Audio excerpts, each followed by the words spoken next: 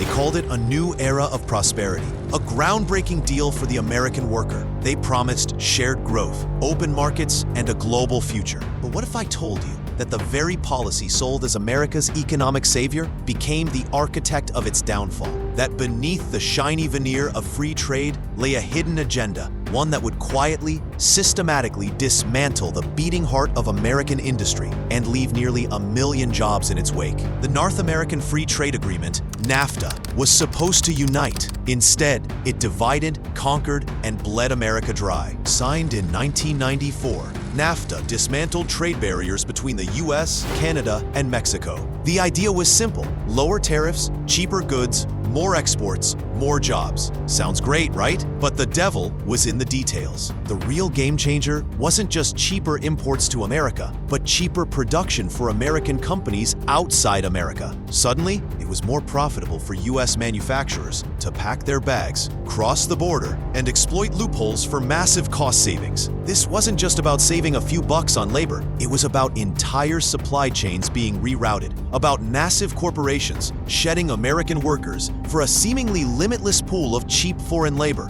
No environmental regulations, no worker protections, just pure, unadulterated profit. And the American worker, they were just collateral damage. The numbers tell a horrifying story. According to the Economic Policy Institute, a leading voice on economic inequality, NAFTA cost the US nearly 690,000 manufacturing jobs between 1994 and 2010. Let that sink in. Nearly 700,000 American families had their livelihoods ripped away. These weren't minimum wage gigs. These were good-paying, often unionized jobs, the backbone of our middle class. Towns like Flint, Michigan, or Youngstown, Ohio, once symbols of American industrial might, became ghost towns. The vibrant communities built around these factories slowly withered. The corner diner closed. The local hardware store went bankrupt. Schools lost funding. This wasn't just about jobs. It was about the destruction of American dreams, the shattering of entire communities. The ripple effect was devastating. While some economists try to downplay the impact, claiming only a fraction of manufacturing job losses were directly due to NAFTA, the timing and the scale speak for themselves. Almost 4.5 million manufacturing jobs vanished since NAFTA took effect. And while other factors like automation played a role,